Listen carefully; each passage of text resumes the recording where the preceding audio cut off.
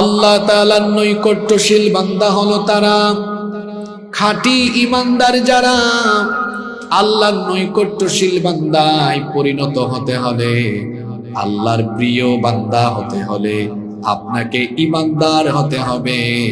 এজন্য রব্বুল আলামিন কোরআনুল কারীমের 34 নম্বর সূরা সূরা সাবা-এর 37 নম্বর আয়াতে বললেন, ওয়ামা আমওয়ালুকুম ওয়ালা আওলাদুকুম বিল্লাতি তুকাররিবুকুম ইনদানা যুলফা ইল্লা মান আমানা ওয়া আমিলা সালিহান। আল্লাহ তাআলা বলছেন, তোমাদের ধন সম্পদ, সন্তান সন্ততি, এগুলোর মাধ্যমে তোমরা আমার নিকটবর্তী হতে পারবে না, বরং আমার নিকটবর্তী হবে তারা ঈমান এনে নেক আমল করে যারা আমার নিকটবর্তী হলো তারা। তাহলে আল্লাহর নিকটবর্তী হওয়ার জন্য 1 নম্বরে যে জিনিসটা লাগবে, জোরে বলেন সেটার নাম কি? আরো জোরে বলেন। এখন আপনারা হয়তো বলবেন, হুজুর এই 1 নাম্বার পয়েন্ট আমাদের সাথে কমন পড়ে গিয়েছে, আমরা তো সবাই ঈমানদার। ঈমান শুধুমাত্র মুখ দিয়ে ঘোষণা দেওয়ার নাম নয়, বরং 3টা জিনিসের নাম হলো ঈমান। জোরে বলেন তো, কয়টা জিনিসের নাম ঈমান? আরো জোরে বলেন। 3টা জিনিসের নাম হলো ঈমান। 1 নাম্বার মুখ দিয়ে ঈমানের ঘোষণা দেওয়া, 2 নাম্বার যেটা ঘোষণা দিলেন অন্তর দিয়ে দৃঢ়ভাবে সেটা বিশ্বাস করা, 3 নাম্বার হলো মুখ দিয়ে ঘোষণা দিয়ে অন্তর দিয়ে যেটা দৃঢ়ভাবে বিশ্বাস করলেন সেটা আপনার বাস্তব জীবনে, প্রাত্যহিক জীবনে আমলের মাধ্যমে বাস্তবায়ন করা। এই 3টি কাজ করে যারা খাঁটি ঈমানদার হলো তারা। এখন আপনি ঈমানের কোন লেভেলে আছেন আপনি নিজেই বুঝতে পারবেন। মুখ দিয়ে বললেন আল্লাহর উপরে ঈমান এনেছি, রাসূলের উপরে ঈমান এনেছি, অন্তর দিয়ে হালকা পাতলা বিশ্বাস করলেন, কিন্তু বাস্তব জীবনে তার ব্যতিক্রম ঘটালেন। আপনি বললেন আপনি আল্লাহর উপর ঈমান এনেছেন, কিন্তু আজান হলে আপনাকে নামাজের ধারে কাছেও দেখা যায় না। আপনি বললেন আপনি ঈমান এনেছেন, কিন্তু সুদ খাওয়ার বেলায় আপনাকে সুদ থেকে দূরে সরানো যায় না, ঘুষ থেকে দূরে সরানো যায় না, মাদক থেকে দূরে সরানো যায় না, জিনা থেকে আপনাকে দূরে সরানো যায় না, অন্যায় অনাচার পাপাচার কোনো কিছু থেকেই আপনি বিরত থাকতে পারেন না। মুখ দিয়ে ঈমানের ঘোষণা দিয়ে বাস্তব জীবনে আল্লাহর হুকুম বিরোধী সকল কর্মকাণ্ড করা, এটার নাম ঈমান নয়, এটা হলো ঈমানদারির নামে খাঁটি টাটকা মুনাফিকি। ঠিক ঠিক বলে চলে গেলে চলবে না, আজকে নিজের সাথে ওয়াজ মিলাই। আল্লাহর প্রিয় হওয়ার জন্য 1 নম্বরে কি লাগবে? জোরে বলতে হবে। ঈমান কথাটা ভুল, বলবেন খাঁটি ঈমান। কি লাগবে? কারণ সুদখোর সেও নিজেকে ঈমানদার বলে, ঘুষখোর সেও নিজেকে ঈমানদার বলে। সুদখোর, ঘুষখোর, পাপী তাপী যারা নিজেকে পাপ করার পরেও ঈমানদার বলে ঘোষণা দেয়, ওইটা আসল না, ওটা নকল, ওটা খাঁটি না, ওইটা ভেজাল। ঈমান আনার পরে আল্লাহ এবং রাসূলের তরিকার উপর চলছে যারা, খাঁটি ঈমানদার হলো তারা। সুবহানাল্লাহ। আল্লাহর নিকটবর্তী হওয়ার জন্য 1 নম্বরে কি লাগবে? ঈমান। 2 নম্বর, আল্লাহ তাআলার নিকটবর্তী হতে হলে আল্লাহকে সাজদা দেওয়া লাগবে। জোরে বলেন তো, কি দেওয়া লাগবে? সাজদা। সূরাতু আল আলাকের শেষ আয়াতে আল্লাহ বলছেন, ওয়াসজুদ ওয়াকতারিব, সাজদা দাও, আর সাজদা দেওয়ার মাধ্যমে তোমরা আমার নিকটবর্তী হয়ে যাও। বান্দা যখন সাজদা দেয় তখন সে আল্লাহর একেবারে নিকটবর্তী হয়ে যায়। মুসলিম শরীফের হাদিসে নবীজি বললেন, আকরাবু মা ইয়াকুনুল আবদু মির রাব্বিহি ওয়া হুয়া সাজিদ। নবীজি বলেছেন, বান্দা যখন তার মাথা ঝুঁকিয়ে আল্লাহর কুদরতি চরণে সাজদায় লুটিয়ে পড়ে, তখন আল্লাহ আর বান্দার মাঝে কোনো পর্দা থাকে না। সুবহানাল্লাহ পড়েন। বান্দা যখন সাজদা দেয় আল্লাহর তখন একেবারে কাছাকাছি চলে যায়। আপনি যেন আল্লাহকে সাজদা দিয়ে আল্লাহর নিকটবর্তী হতে পারেন, এজন্য প্রত্যেক দিন 5 ওয়াক্ত নামাজ আমাদের জন্য দিয়েছেন কে? নামাজে জানতো এখন তো প্যান্ডেলের ভিতরে জায়গা নাই, কিছুক্ষণ পরে আসরের নামাজে অনেক মানুষকে পাওয়া যাবে না। আপনি 2 ঘন্টা 3 ঘন্টা ওয়াজ শুনলেন, এরপরে আপনি নামাজে আসলেন না, এই ওয়াজ কোনো কাজে লাগলো না। আল্লাহর নিকটবর্তী হতে হলে আল্লাহকে সাজদা দেওয়া লাগবে। কিন্তু আপনি এমন মানুষ, প্রতিদিন 5 বার আল্লাহ নামাজ দিলেন আল্লাহকে সাজদা দেওয়ার জন্য, আপনি আল্লাহকে সাজদা দিলেন না। আল্লাহকে সাজদা না দেওয়ার পরিণতি ভালো না খারাপ? আরো জোরে বলেন, ভালো না খারাপ? ইবলিসের নাম তো আমরা সবাই জানি। এই ইবলিস আল্লাহকে সাজদা দেয় নাই কয়টা? আপনারা আছেন না ঘুমাই গেছেন? ইবলিস আল্লাহকে সাজদা দেয় নাই কয়টা?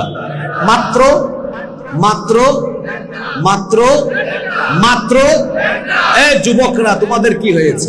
কথা বলো। মাত্র একটা না দিয়ে কি হয়েছে? সে কি হয়েছে? চলুন তো কোরআন থেকে জেনে নেই। কোরআনুল কারীমের 2 নম্বর সূরা সূরাতুল বাকারা এর 34 নম্বর আয়াতে আল্লাহ তাআলা বলছেন, ওয়া ইয কুলনা লিল মালাইকাতি ইসজুদু লি আদামা ফাসাজাদু ইল্লা ইবলিস। আর যখন ফেরেশতাদেরকে বলা হলো তোমরা আদমকে সাজদা দাও, ফাসাজাদু ইল্লা ইবলিস, ইবলিস ছাড়া বাকি সবাই আদমকে সাজদা দিল, ইবলিস সাজদা দিল না। ইবলিস সাজদা না দেওয়ার কারণে তার পরিণতি কি হলো? আল্লাহ তাআলা বললেন, আবা ওয়াস্তাকবারা ওয়া কানা মিনাল কাফিরিন। অস্বীকারী, সে অহংকারী। আল্লাহকে সাজদা না দেওয়ার কারণে সে ওয়া কানা মিনাল কাফিরিন, সে কাফিরদের অন্তর্ভুক্ত হয়ে গেল। ইবলিস সাজদা দেয় নাই একটা না দেওয়ার কারণে হয়েছে মালউন, মানে অভিশপ্ত, হয়েছে মারদুদ, মানে বিতাড়িত, হয়েছে সে কাফির। একটা সাজদা না দিয়ে। কয়টা? একটা দেয় নাই। আল্লাহ বলেছেন জান্নাত থেকে আউট, বের হয়ে যাবে। কয়টা? 5 ওয়াক্ত নামাজে আপনি একটা সাজদাও দেন নাই, জান্নাতের আশা করে বসে আছেন। একটা সাজদা দেয় নাই, আল্লাহ বলেছেন আউট, বের হো জান্নাত থেকে। কয়টা? আপনি দেন না কয়টা? আপনি দেন না কয়টা বলেন? ফজরে নাই, জোহরও নাই, আসরও নাই, মাগরিবও নাই, এশাও নাই। ওই যে আমার জাতীয় কবি বলেছেন, ঘুমাইয়া কাজা করেছ ফজর, তখনও জাগনি যখন জোহর, হেলায় খেলায় কেটেছে আসর, মাগরিবের ওই শুনিয়া যান, এখনো জামাতে হওরে শামিল, এখনো এসাতে আছে স্থান, বাজিছে দামামা বাদ্রে আমামা, শির উঁচু করি মুসলমান, দাওয়াত এসেছে নয়া জামানা, ভাঙা কেল্লায় উড়ে নিশান। তিনি যেন কবিতার প্রত্যেকটি লাইনে আমার আপনার জীবনের বাস্তবতা ফুটিয়ে তুলেছে। ফজরের নামাজে যায় না, ঘুমিয়ে থাকে। আল্লাহর বান্দা এই চিন্তা মাথায় আনে না, আমি যে ফজর আদায় না করে ঘুমিয়ে থাকলাম, জোহরের আগে আমার জানাজা হওয়ার সম্ভাবনা আছে না নাই? কেমন করে ঘুমাও তুমি, কেমন করে ঘুমাও তুমি, ফজর করে কাজা, এমন তো হতে পারে জোহরে জানাজা। হতে পারে কি পারে না? তো হতে যদি পারে তো ফজরের সাজদাগুলো মিস গেল কেন? জোহরের সাজদাগুলো মিস গেল কেন? আপনাদেরকে একটু আগে প্রশ্ন করলাম, সবাই এক বাক্যে জবাব দিয়েছেন। আপনারা সবাই আল্লাহর নিকটবর্তী হতে চান নাকি চান না? সবাই চায়, সবাই জান্নাত চায়, জান্নাতে যাওয়ার জন্য মসজিদে যেতে চায় না। আপনারা সবাই আল্লাহর নিকটবর্তী হতে চান, ভালো কথা। তাহলে আল্লাহকে সাজদা দেন না কেন? আল্লাহকে সাজদা দেওয়ার জন্য প্রত্যেক দিন তো আল্লাহ 5 ওয়াক্ত নামাজ দিলেন। এই 5 ওয়াক্ত নামাজে গিয়ে আল্লাহকে যখন সাজদা দিবেন, অহংকার তখন মাটির সাথে মিশে যাবে। যারা প্রত্যেক দিন 5 ওয়াক্ত আল্লাহকে সাজদা দেয় না, এরা হলো আসমানের নিচে জমিনের উপরে সবচেয়ে বড় অহংকারী। এরা অহংকার করে কার সাথে? আস্তে বলবেন না, জোরে বলেন, কার সাথে? মুয়াজ্জিন সাহেব নামাজের সময় ডাক দেন, হাইয়া আলাস সালাহ, নামাজের জন্য আসো, হাইয়া আলাল ফালাহ, কল্যাণের জন্য আসো। কিন্তু সে তখন ব্যবসা করে, সে তখন চাকরি করে, ডিউটি করে, দুনিয়াবি কাজ করে। অথচ আল্লাহ কোরআনে কারিমে বলেছেন, ইমানদার হলো তারা ব্যবসা বাণিজ্য বেচা কেনা সকল কাজকর্ম থেকে নামাজের সময় বিরত থেকে নামাজে হাজির হয়ে যায় যারা। এজন্য আল্লাহ বললেন, রিজালুন লা তুলহিহিম তিজারাতুন ওয়ালা বাইউন আন যিকরিল্লাহি ওয়া ইকামিস সালাহ। আল্লাহ তাআলা বলছেন, মুমিন তো সেই ব্যক্তি যাদের স্বভাব হলো তাদের ব্যবসা বাণিজ্য বেচা কেনা, এগুলো তাদেরকে আল্লাহর জিকির এবং সালাত আদায় করতে কখনো দূরে রাখে না। অর্থাৎ তাদের কাছে কাজের চাইতে নামাজ বড়। কিন্তু আমাদের মধ্যে অনেক মানুষ আছে, নামাজের সময় বলে আমার কাজ বড়, নামাজ পড়ে আগে আমার কাজ। অথচ আল্লাহ শিখিয়েছেন, বান্দা আগে তোমার নামাজ, এরপরে তোমার কাজ। আল্লাহর নিকটবর্তী হতে হলে আল্লাহকে সাজদা দিতে হবে। আর নবীজি বলেছেন, বান্দা যখন সাজদায় লুটিয়ে পড়ে তখন বান্দা কাছাকাছি চলে যায়, আল্লাহর নিকটবর্তী হয়ে যায়। নামাজে যখন আমরা দাঁড়াই, আমরা যে আসলে আল্লাহর গোলাম, এই প্রমাণটা সেখানে পাওয়া যায়। সেখানে কোনো অহংকার দেখা যায় না, অহংকার মাটির সাথে মিশে যায়। দেখুন তো নামাজে আমরা কিভাবে দাঁড়াই। আওয়াজ করছে না, মাইক কোনো মাইক আওয়াজ করছে, গলাটা আওয়াজটা বাড়াই, একটা আওয়াজ হরেন বাজছে। আচ্ছা, আমি তো কথা বলছি, এখন মাইক যদি আওয়াজ বড় করতে না পারে, এটা আমার দোষ না মাইকের দোষ? বলেন তো আপনারা। না, আমার ভয়েস কমে নাই ভাইজান। মাইক আওয়াজকে কি করে আপনারা বলেন তো? আপনারা আমার কথা বুঝেন না? মাইকের কাজ কি? জি, আওয়াজ বাড়ানো। মাইকের কাজ কি মানুষের গলা করে? আমি তো আমার মতোই কথা বলছি এখানে, এভাবে তো আমি সব জায়গায় কথা বলি। এখন অপারেটর যিনি আসছেন, এমনি সময় কম, তো আমি সময় নষ্ট করতে চাই না। তার সেটআপমেন্টে কিছু মিস্টেক আছে, এটা আমি ধরতে পেরেছি। অপারেটর যে আসছে, ও মনে হয় মিক্সার বেছে আনেন নাই। কিরে অপারেটর ভাই, মিক্সার আনছেন আপনি? কই অপারেটর? না না, আপনাকে না, ওই যে অপারেটর, ও মিক্সার আনে নাই তো। ও মিক্সার না আনলে সাউন্ড এখানে ভাইজান বুঝতে পারি না। দেখছেন রূপ ধরছে তো। আমি চাই নাই মাইকম্যানকে কমিটি দিয়া পিঠা খাওয়াবো, এই জন্য বলি নাই। আমি চুপচাপ আছি, সাইলেন্ট আছি। এখন আর হবে না, ও আনে নাই। আপনারা তো সবাই জানেন, মিক্সার ছাড়া সাউন্ডকে অ্যাডজাস্ট করা যায় না, এটা স্মুথ করা যায় না, এটা এরকমই থাকবে। এখন চিল্লাইয়া তো ইয়ে হবে না। চিল্লাইলে যারা শ্রোতা, অনেকে বলে না কি হুজুর একটা আছে খালি চিল্লায়। আমি যে ভয়েসে কথা বলছি, মিক্সার মেশিন থাকলে এমনি মানুষের খালি ভালো লাগতো। কথা বুঝতে পেরেছেন তো? মাইকের কাজ আওয়াজ বড় করা, আমি তো চিল্লাইতে পারবো না। আমার কথাকে কষ্ট পেয়েছেন আপনারা? খুব সুন্দর একটা জায়গায় ছিলাম, আমাকে একটু আপনারা সহযোগিতা করেন। বলছিলাম আল্লাহর নিকটবর্তী হতে হলে কি দিতে হয়? সাজদা। আর সাজদা দিলে নামাজে দাঁড়ালে আর অহংকার থাকে না। কেমনে থাকে না দেখেন, আমরা দাঁড়াই কেমনে? দাঁড়াই তো গোলামের মতো, সারেন্ডার করে আসামের মতো দাঁড়াই। কেমনে দাঁড়াই আমরা বলেন তো? দুই হাত হয় কান বরাবর, কান পর্যন্ত, বা কাঁধ বরাবর আমরা তুলি। এই যে তুললাম, মনে হয় যেন গোলাম তার মালিকের সামনে সারেন্ডার করে আসামির মতো দাঁড়িয়ে গিয়েছে। আল্লাহু আকবার। অহংকারটা কোথায় যায়? কিছুক্ষণ পর ইমাম সাহেব নামাজে তিলাওয়াত করছেন, আর সকলেই ইমাম মুসল্লি সবাই কুমু লিল্লাহি কানিতিন, বিনয়ী হয়ে মাথাটা নত করে দিয়ে দাঁড়িয়ে আছে। যখন আল্লাহু আকবার বলে রুকুতে গেলেন, মাথাটা ঝুঁকিয়ে দিল। আল্লাহ বলছেন, রাখো, তোমার অহংকার আমি একদম শেষ করে দিব।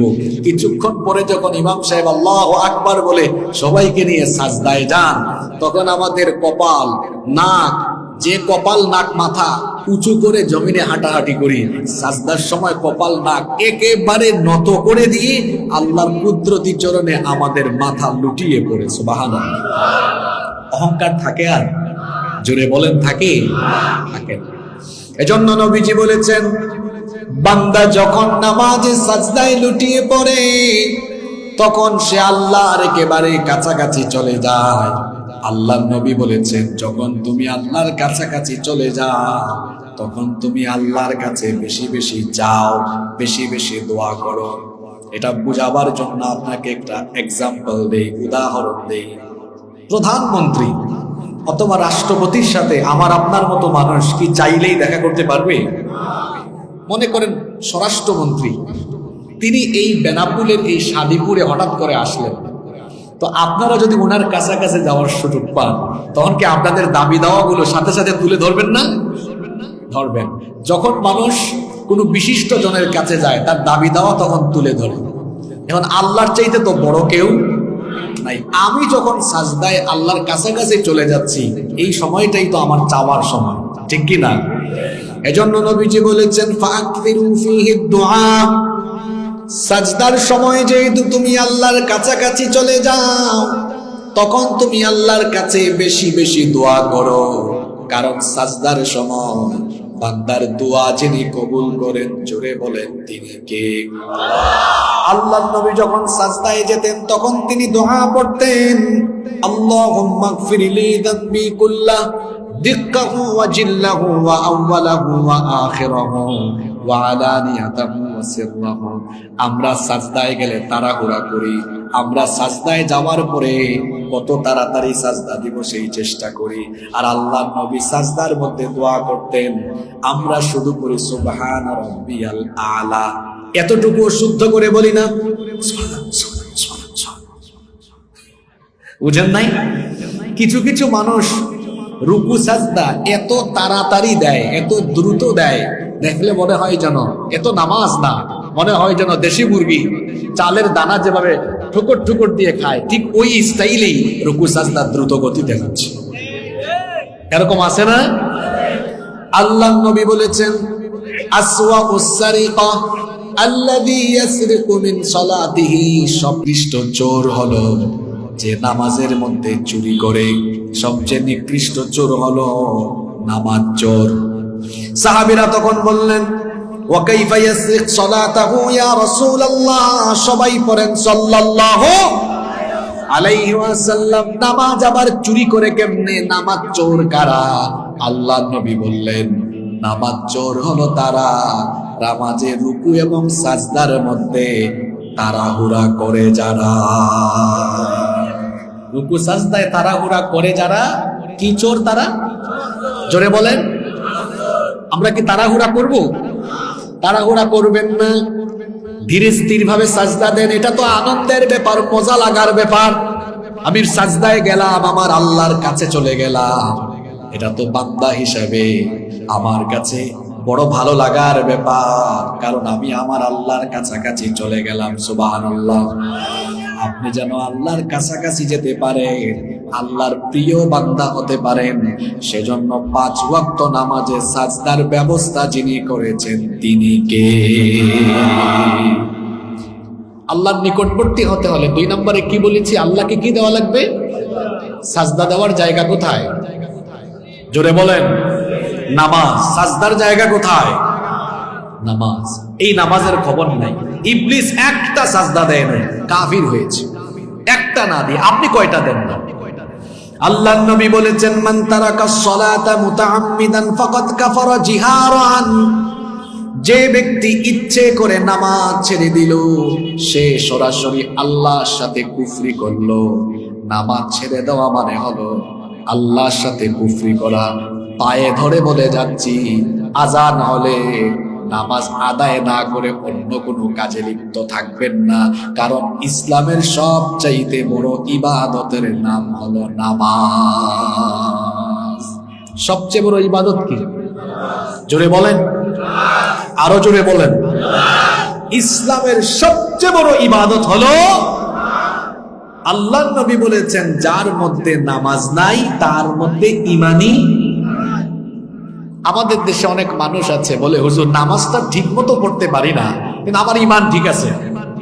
আপনার ঈমান থাকলেই তো ঈমান ঠিক থাকবে, ঈমানই তো নাই, তো ঠিক আর কেমনে থাকবে? এটা আমার কথায় কি আপনারা বেজার হয়ে গেলেন? কি লাগবে? 2 নম্বরে নামাজ। কি লাগবে? খুব সুন্দর একটা টপিকে আমরা কথা বলা শুরু করেছি, আপনাদের মনোযোগ আছে তো? 3 নম্বর, আল্লাহর নিকটবর্তী হতে চান, ফরজ ইবাদতের পাশাপাশি নফলের প্রতিও আপনি যত্নবান হবেন, তখন আল্লাহর একেবারে প্রিয় বান্দা হয়ে যাবেন আপনি। সুবহানাল্লাহ পড়েন। এটার একটা উদাহরণ দেই আপনাদেরকে। মনে করেন বেনাপুলে আপনি কোনো কোম্পানিতে জব করেন, চাকরি করেন। এখন আপনি চাকরির যে ডিউটি আছে সেটা ঠিক মতো পালন করেন। ডিউটি করার পাশাপাশি মাঝে মাঝে আপনি কোম্পানির জন্য আলাদা চিন্তা ভাবনা করেন, একটু আলাদা শ্রম দেন। কোম্পানির চেয়ারম্যান বা এমডি যিনি, তিনি কি আপনার প্রতি তখন বিশেষ একটা নজর দিবেন না? আপনার প্রতি তার মহব্বত বাড়বে যে আমার এই স্টাফের এই লোকটা তো দেখি তার ডিউটির পাশাপাশি আমার কোম্পানির ব্যাপারে আন্তরিক, আমার প্রতিষ্ঠানের ব্যাপারে সে আন্তরিক। তখন আপনার প্রতি তার আন্তরিকতা বাড়বে, মায়া মহব্বত বাড়বে। আপনি যখন 5 ওয়াক্ত নামাজের পাশাপাশি নফল কাজও বৃদ্ধি করে দিবেন, তখন আপনি অন্যান্য সাধারণ মুসলমানদের মতো আল্লাহর কাছে ওই মর্যাদায় থাকবেন না। তখন আপনাকে আল্লাহ দয়া করে, মহব্বত করে, আল্লাহ আপনাকে ভালোবেসে তার রহমতের কুলে তুলে নেবেন। সুবহানাল্লাহ। হাদিসে কুদসিতে এসেছে, আল্লাহ তাআলা বলেছেন, মা ইয়াতাকাররাবু ইলাইয়া আবদি বিশাইইন আহাব্বা ইলাইয়া মিম্মা আফতারাতু আলাইহি। আল্লাহ তাআলা বলেছেন, বান্দা যে সকল ইবাদতের মাধ্যমে আমার নিকটবর্তী হয় তার মধ্যে সবচাইতে উত্তম ইবাদত হলো ফরজ ইবাদত। আর ওয়া মা ইয়াজালু আবদি ইয়াতাকাররাবু ইলাইয়া বিন নওয়াফিল হাত্তা আহিব্বাহু। এই ফরজ ইবাদত আদায় করার পরে বান্দা যখন নফলের প্রতিও যত্নবান হয়, তখন আমার বান্দাকে আমি ভালোবাসি। সুবহানাল্লাহ পড়তে ইচ্ছে করে না আপনাদের? ফরজ ডিউটির পরে নফল যখন আদায় করছেন, আপনাকে ভালোবাসছেন কে? বাবা মা যখন সন্তানকে ভালোবাসে, বাবা মা সন্তানকে ভালোবেসে সব উজাড় করে দেয়। সন্তানকে মা বাবার চাইতে কি আর কেউ বেশি ভালোবাসে? উদাহরণটা বোঝার চেষ্টা করেন। মনে করেন এখানে একটা পুকুর আছে, ছোট্ট বাচ্চা পুকুরের দিকে যদি চলে যায় তাহলে বাচ্চাটা ওদিকে পড়ে তার অ্যাক্সিডেন্ট হতে পারে। এজন্য মা বাবা এটা দেখলে বাচ্চাকে যেতে দিবে না ফিরায় আনবে? জোরে বলেন। তাহলে বোঝা গেল মানুষ, মা বাপ তো মানুষ, মা বাপ তার সন্তানকে ভালোবাসার কারণে বিপদে গেলে ফিরায় আনে। আল্লাহ যদি আপনাকে ভালোবাসেন তাহলে কি হবে? আল্লাহ নিজেই বলছেন, ফাইদা আহবাবতুহু কুনতু সামআহু আল্লাযী ইয়াসমাউ বিহি। আমি যখন আমার বান্দাকে ভালোবাসবো তার কান তখন আমার কান হয়ে যাবে। শুধু তাই নয়, ওয়া বাসারাহু আল্লাযী ইউবসিরু বিহি। বান্দার চোখ তখন আমার চোখ হয়ে যাবে। ওয়া ইয়াদাহু আল্লাতী ইয়াবতিশু বিহা। বান্দার হাত তখন আমার হাত হয়ে যাবে। শুধু তাই নয়, ওয়া রিজলাহু আল্লাতী ইয়ামশি বিহা। তার পা তখন আমার পায়ে পরিণত হয়ে যাবে। এখন আপনারা বলবেন, হুজুর হাদিসের ব্যাখ্যা তো বুঝলাম না। আল্লাহর চোখ, আল্লাহর কান, আল্লাহর হাত, আল্লাহর পা হয়ে যাবে, বুঝলাম না। এর অর্থ হলো এই যে চক্ষু, কান, হাত, পা এগুলো তখন আর বান্দার ইচ্ছায় পরিচালিত হবে না। যেভাবে সন্তান পুকুরের দিকে চলে গেলে মা বাপ ফিরায় আনে, আল্লাহ যখন আপনাকে ভালোবাসবেন, চক্ষু দিয়ে বাজে জিনিস দেখার আগে, কান দিয়ে বাজে জিনিস শুনবার আগে, হাত দিয়ে বাজে জিনিস ধরবার আগে, পা দিয়ে বাজে জিনিসের দিকে যাওয়ার আগে আল্লাহ ভালোবেসে আপনাকে ফিরায় আনবে। আল্লাহর প্রিয় হয়ে যাবে যদি ফরজের পরে নফল ডিউটি বানাতে পারে। আর ফরজ নামাজের পরে নফলের মধ্যে সবচাইতে দামি নামাজ হলো তাহাজ্জুদের নামাজ। আল্লাহর নবী বলেছেন, আফদালুস সালাতি বাদাল ফরিদাতি সালাতুল লাইল। ফরজ নামাজের পরে আল্লাহর কাছে পছন্দের নামাজ হলো রাতের নামাজ, তাহাজ্জুদের নামাজ। এই তাহাজ্জুদের নামাজ হলো এমন নামাজ যেটা হলো পূর্ববর্তী সকল নেককার বান্দাদের আমল। এজন্য আল্লাহর নবী বলেছেন, আলাইকুম বিকিয়ামিল লাইল, তোমরা রাতের নামাজকে, তাহাজ্জুদের নামাজকে তোমাদের আমল বানিয়ে নাও। ফাইন্নাহু দাবুস সালিহিন ক্বাবলাকুম, কারণ এটা তোমাদের। আজান হচ্ছে, আমরা তাহলে আজানের পরে আবার শুরু করবো ইনশাআল্লাহ। আলোচনা তো চলমান থাকবে, তাই না? আচ্ছা, নামাজ যদি 15 মিনিট 20 মিনিট লেট করে হয়, আপনাদের আপত্তি আছে? কষ্ট পাবেন? তাহলে বসেন, কেউ উঠাউঠি করবেন, আজানটা শেষ। 3 নম্বরে কি বলেছিলাম মনে আছে আপনাদের? নফলের মধ্যে সবচেয়ে দামি ইবাদত কি? জোরে বলেন। আল্লাহর নবী বলেছেন, আলাইকুম বিকিয়ামিল লাইল, রাতের নামাজ, তাহাজ্জুদের নামাজকে তোমরা তোমাদের আমল বানিয়ে নাও। ফাইন্নাহু দাবুস সালিহিন ক্বাবলাকুম, কারণ এটা তোমাদের পূর্ববর্তী সকল নেককার ব্যক্তিদের আমল ছিল। ওয়াহিয়া কুরবাতুন ইলা রাব্বিকুম, যদি এই নামাজকে তোমাদের আমলে পরিণত করতে পারো, তোমাদের রবের তোমরা নিকটবর্তী হয়ে যেতে পারবে। এই নামাজ আপনাকে আল্লাহর রবের নিকটবর্তী করে দিবে। আলোচনার জন্য সুন্দর একটি পরিবেশ আপনারা নিশ্চিত করবেন। ডানে বামে পিছনে যাতে কোনো সাউন্ড না হয়, স্বেচ্ছাসেবকরাও একটু ডান বাম খেয়াল করবেন। আর আপনারা যারা আয়োজন করেন, আপনারাও নীরবে বসবেন, যারা আসেন তারাও নীরবে শুনবেন। তাহলে আলোচনা থেকে অনেক ফায়দা পাওয়া যাবে। নইলে একটা আয়োজন হবে লক্ষ লক্ষ টাকা খরচ করে, কিন্তু এখান থেকে কোনো অ্যাচিভমেন্ট, কোনো অর্জন আসবে না। তো কোনো অর্জন যদি না থাকে, তাহলে তো এই মাহফিল আয়োজন করে আমাদের কোনো ফায়দা হবে না। আমার কথা কষ্ট পেয়েছেন? 4 নাম্বার, আল্লাহর নিকটবর্তী হতে হলে আল্লাহর জিকির নিজের মধ্যে ইনস্টল করতে হবে। আল্লাহর জিকির, জিকির মানে আমাদের দেশের মানুষ মনে করে হুপ হুপ, বসেন, দাঁড়ান, লাফান, এগুলো মনে করে জিকির। জিকির তো আরবি শব্দ, এর মানে হচ্ছে আল্লাহর স্মরণ। আল্লাহর স্মরণ এটা এমন একটা জিনিস, আল্লাহর স্মরণ যদি কারো মধ্যে থাকে, ওই ব্যক্তি গুনাহ থেকে নিজেকে সেফ রাখতে পারে। সুবহানাল্লাহ। কিভাবে সেফ রাখতে পারে?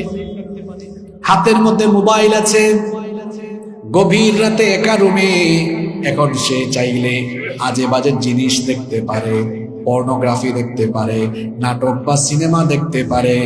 কিন্তু কারো মধ্যে যদি আল্লাহর জিকির থাকে, আল্লাহর স্মরণ থাকে, তখন সে ভাববে, আমার একাকী রুমে আমি মোবাইলে আজে বাজে যে কাজ করছি সেটা আমার মা বাবা ভাই কেউ হয়তো দেখছে না, কিন্তু সবকিছু যিনি দেখছেন তিনি কে?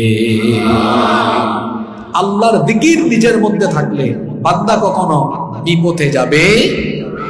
নাম্বার 5, আল্লাহর নিকটবর্তী হওয়ার 5 নাম্বার আমল হলো দোয়া।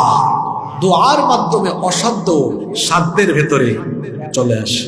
আল্লাহ তাআলা কোরআনে কারিমে বলছেন, ওয়া ইযা সাআলাকা ইবাদি আন্নী ফাইন্নী করিব উজিবু দাওয়াতাদ দাঈ ইযা দাআন فَلْيَسْتَجِيبُوا لِي وَلْيُؤْمِنُوا بِي لَعَلَّهُمْ يَرْشُدُونَ। সুদূর। আল্লাহ তাআলা বলছেন, ও নবী, আমার বান্দারা যখন আমার সম্পর্কে আপনাকে জিজ্ঞেস করে আপনি জবাব দেন, ফাইন্নী করিব, আমি তাদের নিকটে আছি। উজিবু দাওয়াতাদ দাঈ ইযা দাআন, আহ্বানকারী যখন আহ্বান করে, কোন ব্যক্তি যখন দোয়া করে আমাকে ডাকে, সে যেন জেনে রাখে সে আমাকে তার নিকটে পেয়ে যাবে। সুবহানাল্লাহ। সারাদিন যায়, কয়বার আল্লাহকে ডাকেন আপনি? কতবার চান? নবীজি বলেছেন, সালুল্লাহ মিন ফাদলি ফাইন্নাল্লাহা ইউহিব্বু আন ইউসআল, আল্লাহর অনুগ্রহ তালাশ করো, আল্লাহর কাছে চাও, কারণ আল্লাহর কাছে চাইলে যে ব্যক্তি চায় আল্লাহ তার উপরে খুশি হয়ে যান। সুবহানাল্লাহ। যে ব্যক্তি চায় না, মাল্লাম ইয়াসআলিল্লাহ ইয়াগদাব আলাইহি, যে ব্যক্তি আল্লাহর কাছে চায় না আল্লাহ তার উপর বেজার, আল্লাহ তার উপর অখুশি হন। দুনিয়ার মানুষের কাছে এক দুইবার চাওয়ার পরে পরের বার গেলে সে অখুশি হয়, কিন্তু আল্লাহর কাছে আপনি চাইলে আল্লাহ অখুশি হন না, বরং আল্লাহর কাছে বান্দা যতবার চায় ততবার আল্লাহ বান্দার উপর খুশি হয়ে যান। সুবহানাল্লাহ। পার্থক্য দেখেছেন? আপনি জানতো আপনার এলাকার আব্দুল করিম সাহেবের কাছে আজকে যান, দিবে, আগামীকাল চান, দিবে, পরের দিন বাড়ির দারোয়ানকে বলবে, এই অমুককে আমার গেটের আশপাশে দেখলে বিদায় করে দেবে। কিন্তু আল্লাহ তাআলার কাছে আপনি চাইলে আল্লাহ আপনাকে নিয়ে ফেরেশতাদের সমাবেশে গর্ব করেন। দেখ, আরাফার দিবসের হাদিস আছে, আরাফার দিবসে আল্লাহ দুনিয়ার আসমানের নিকটবর্তী হন, যখন ধনী ধনী লোকেরা কাপড় চোপড় খুলে সাদা দুই টুকরা কাপড় পরে যায়, আল্লাহ বলেন, দেখ আমার বান্দাকে, দেখ, তার সকল অহংকার অহমিকা দূর করে সে দুই টুকরা কাপড় পরে ধুলো মলিন বদনে উস্কো খুস্কো চুল নিয়ে হাজির হয়েছে, আর আমার কাছে ভিক্ষুকের মতো আমার কাছে এসে দোয়া করছে, ফরিয়াদ করছে। দেখ ফেরেশতা, এই মানুষ বানাতে আমাকে তোরা নিষেধ দিয়েছিলেন, তাকায়া দেখ আমার বান্দা গোলাপের মতো সাইল হয়ে আমার কাছে দোয়া করছে। সুবহানাল্লাহ। আল্লাহ খুশি হয়ে যায়। এজন্য দোয়া করবেন। দোয়া এমন এক জিনিস, অসাধ্য সাধ্যের ভেতরে চলে আসে। বাচ্চা নাই, সন্তান নাই, দোয়া করেন। ইব্রাহিম আলাইহিস সালাম 86 বছরে সন্তান পেয়েছেন।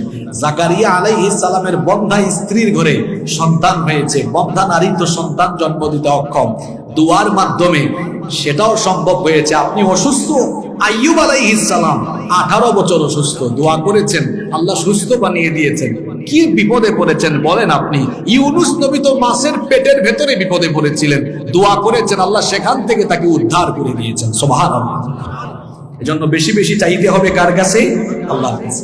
6 নাম্বার, আল্লাহ তাআলার নিকটবর্তী হতে চান, তাওবা ইস্তিগফার, প্রতিদিন তাওবা ইস্তিগফারের সাথে থাকবেন, ইস্তিগফার করবেন। সুযোগ পেয়েছেন আস্তাগফিরুল্লাহ, সুযোগ পেয়েছেন আস্তাগফিরুল্লাহ পড়বেন। কারণ কোরআনে কারীমে আল্লাহ বলেছেন, ইস্তিগফাররত বান্দাদের উপরে আল্লাহ কখনো আযাব দেন না, গজব দেন না। সুবহানাল্লাহ। এরপরে নাম্বার 7, 7 নাম্বার, ইহসান করবেন। ইহসান মানে হলো ইবাদতগুলোকে একনিষ্ঠতার সাথে, ইখলাসের সাথে সুন্দর করে, সুচারুভাবে, গুছালোভাবে, যথাযথভাবে করা। এটার নাম হলো ইহসান। ইন্নাল্লাহা ইউহিব্বুল মুহসিনিন, আল্লাহ মুহসিনিনদেরকে ভালোবাসেন। 8 নাম্বার হলো পিতামাতার খেদমত। আল্লাহর নিকটবর্তী হতে চান, মা বাবার নিকটবর্তী হন। পৃথিবীতে মা বাবা হলেন আপনার জন্য সবচাইতে বড় নিয়ামত। মা বাপকে যারা খুশি করতে পারে নাই, আল্লাহকেও তারা খুশি করতে পারে নাই। যারা তাদের মা বাপকে আঘাত দিয়েছে, কষ্ট দিয়েছে, এদের দুনিয়াও শেষ হবে, আখিরাতও ধ্বংস হবে। মা বাবা বড় সেনসিটিভ জায়গা। মনে রাখবেন, পৃথিবীতে যারা সফল হয়েছেন প্রত্যেকেই তাদের মা বাবার খেদমত করে মা বাবার কাছ থেকে দোয়া হাসিল করেছেন। মা বাবার দোয়া যদি পেয়ে যান, জীবন সফল হয়ে যাবে।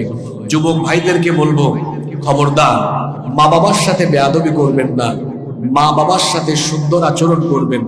আল্লাহর ইবাদতের পরে মা বাবার খেদমত করতে হবে, এই হুকুমটা কার? এজন্য মা বাবার খেদমত করবেন, আল্লাহ আপনাকে ভালোবাসবেন। 9 নাম্বার হলো মা বাবার খেদমতের পরে নিজের পাড়া প্রতিবেশী, আত্মীয় স্বজন, এদের নিকটবর্তী হবে। আল্লাহ নবী বলেছেন, ওই ব্যক্তির উপরে আল্লাহ জাহান্নামের আগুন হারাম করে দিয়েছেন যে ব্যক্তি লিকুল্লি করিবিন লাইয়িনিন হাইয়িনিন সাহলিন আল্লাহ নবী বলেছেন নম্র ভদ্র এবং মানুষের নিকটবর্তী যে লোক, মানুষের সুখে দুঃখে আপদে বিপদে পাড়া প্রতিবেশী আত্মীয় স্বজনের নিকটে থাকে, আল্লাহ ওই বান্দার নিকটে থাকে। সুবহানাল্লাহ। পাড়া প্রতিবেশীর খোঁজ খবর রাখবেন। 10 এবং সর্বশেষ হলো আল্লাহ তাআলার নিকটবর্তী যদি আপনি হতে চান তাহলে তাকওয়া, আল্লাহকে ভয় করার নীতি আপনি অবলম্বন করবেন। ইন্নাল্লাহা ইউহিব্বুল মুত্তাকিন, আল্লাহ তাআলা মুত্তাকিদেরকে ভালোবাসেন। আল্লাহর ভয় এটা এমন এক জিনিস যা বান্দাকে সকল প্রকার গুনাহ থেকে হেফাজত রাখে। আপনারা আল্লাহকে ভয় করেন তো? জবাব দেন, আপনারা আল্লাহকে ভয় করেন?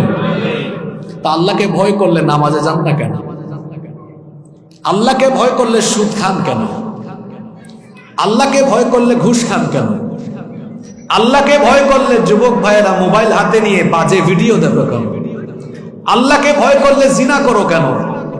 আল্লাহকে ভয় করলে মানুষের হক মাইরা খান কেন? আল্লাহকে ভয় করলে আলগা পয়সা অর্থাৎ দুর্নীতি করে খান কেন? আল্লাহকে ভয় করলে বেপরদা হয়ে ঘর থেকে বের হন কেন?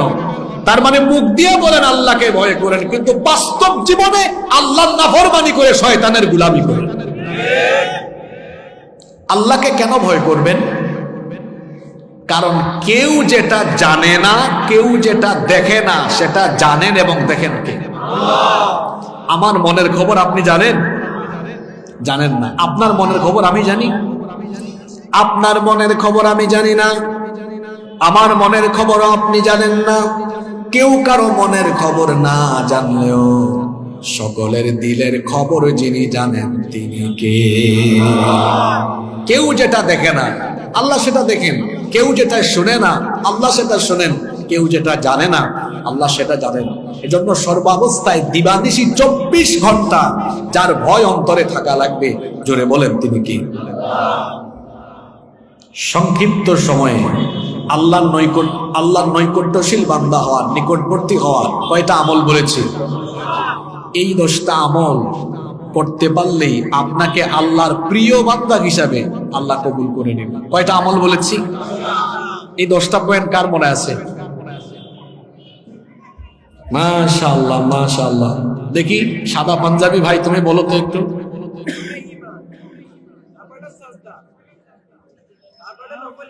মাশাআল্লাহ,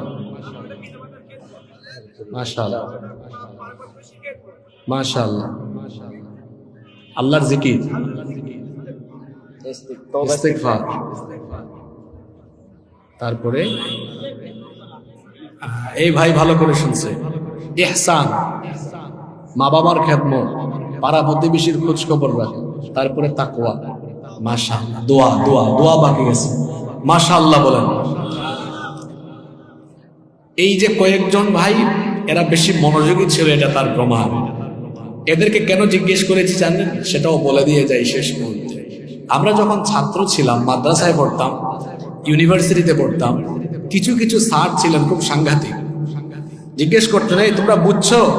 জি বুঝছি। কিছু কিছু স্যার বলতেন, কি বুঝছো বলো। কি বুঝছো বলো। তো ওই স্যারদেরকে সবাই ভয় পাইতো, যে বুঝছি বললেই তো অসুবিধা, জিজ্ঞেস করবে স্যার বা হুজুর কি বুঝছো বলো। এজন্য কিছু কিছু ছাত্র ছিল খুব কৌশলী।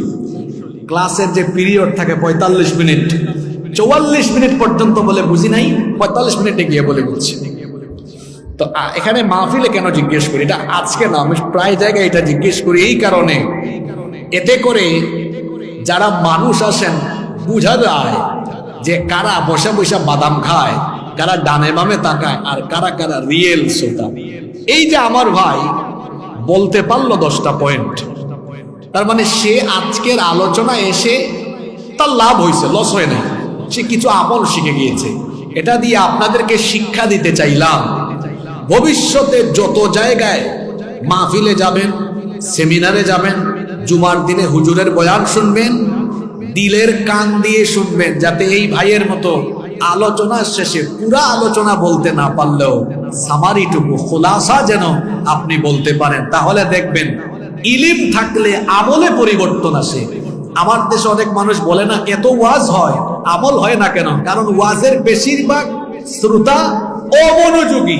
যদি এরা মনোযোগী থাকে আমলে পরিবর্তন আসবে। ক্লাসের মধ্যে ভালো ছাত্ররা এ প্লাস পায় কেন? কারণ ওরা ক্লাসে মনোযোগী থাকে। কিছু ছাত্র ফেল করে কেন? ও স্কুলে গিয়ে মাদ্রাসায় গিয়ে ও মনোযোগী থাকে না। কথা বুঝতে পেরেছেন? যাই হোক, 1 নম্বরে কি বলেছি? ঈমান। সবাই বলেন 1 নম্বরে, আর একটু জোরে বলেন। 2 নম্বরে আল্লাহর নিকটবর্তী হতে হলে আল্লাহকে কি দেওয়া লাগবে? 2 নম্বরে সাজদা, 3 নম্বরে নফল ইবাদত, 4 নম্বরে কার জিকির? আল্লাহর জিকির, 5 নম্বরে দোয়া, 5 নম্বরে দোয়া, আল্লাহর কাছে দোয়া করতে হবে। তারপরে 6 নম্বরে তওবা এবং ইস্তেগফার, এরপরে 7 নম্বরে ইহসান, 8 নম্বর মা বাবার খেদমত, 9 নম্বর আত্মীয় স্বজন পাড়া প্রতিবেশীর খোঁজ খবর রাখা, 10 নম্বর হলো তাকওয়া বা নিজের মধ্যে পরহেজগারিতার কোয়ালিটি ডেভেলপ করা। এই 10টি গুণে আল্লাহ আমাদেরকে গুণান্বিত করে দেন, বলেন আমিন। সুবহানাকাল্লাহুম্মা ওয়া বিহামদিকা আশহাদু আল্লা ইলাহা ইল্লা আনতা আস্তাগফিরুকা ওয়া আতুবু ইলাইক। ওয়াসসালামু আলাইকুম ওয়া রাহমাতুল্লাহি ওয়া বারাকাতুহু।